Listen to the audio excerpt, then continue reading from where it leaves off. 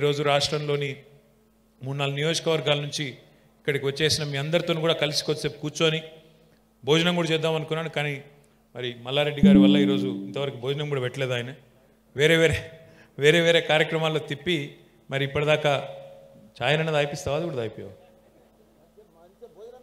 మంచిగా భోజనం చేపిస్తా అంటుండే కానీ నాకు డౌటే. మల్లన్న పని చేయించుకుంటాడు కానీ భోజనం చేయించట్లేడు. నువ్వు కూడా ఏమైనా చెప్తావా? మరి వాహనాలు ఏమైనా చెప్తావా? ఎన్ని? పర్లేదు చెప్పేస్తే 100 పక్కన ఒక 100 వాహనాలు మల్లారెడ్డి గారు కూడా ఇస్తున్నారు. గట్టిగా సపోర్ట్లు కొట్టి. సో మీ 100తోని 1050 అయినాయి ఇప్పుడు.